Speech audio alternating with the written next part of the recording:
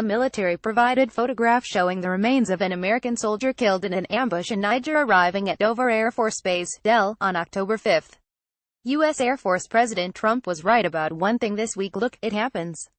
It is extremely hard to tell someone that their husband or wife or son or daughter has been killed while fighting in the country's uniform.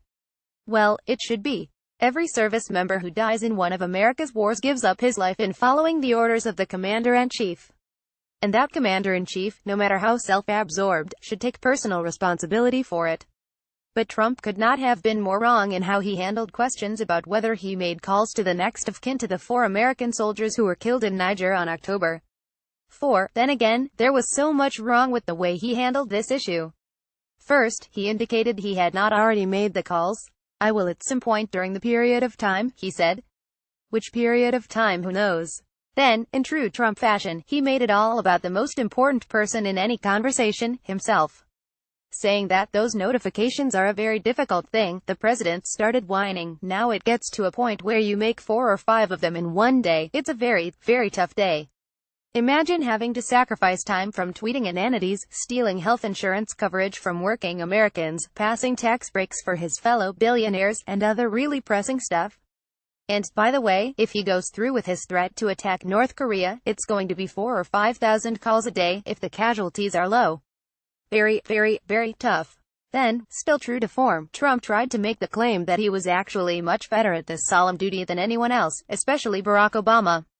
"If you look at President Obama and other presidents, most of them didn't make calls, a lot of them didn't make calls," he said, absolutely falsely. "I like to call when it's appropriate, when I think I'm able to do it," Trump admitted under further questioning at a news conference in the White House Rose Garden that he didn't actually know what Barack Obama's practice was. "I don't know if he did it," Trump said. "I was told that he didn't often. In fact, Obama frequently made calls, always wrote letters and regularly met with Gold Star families." Today, in an interview with a Fox radio host, Trump actually dragged in the 2010 battlefield death of 2nd Lt. Robert Kelly, the son of Trump's chief of staff, John Kelly. "I mean, you could ask General Kelly, did he get a call from Obama?" Trump said. By the way, Trump's endless need to bring up Obama all the time is passing strange. Is this president ever going to become anything than merely the bizarro Obama? The issue here, as Trump likes to say about the playing of the national anthem at football games, is one of respect and honor. In the culture of the military, a job in which the possibility of dying is ever present, the proper way to treat death is with dignity and respect. And the commander-in-chief should take personal responsibility.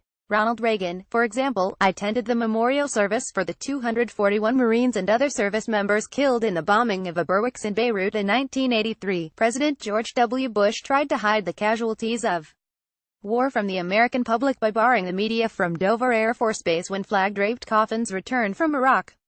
He did not attend the funerals of the fallen.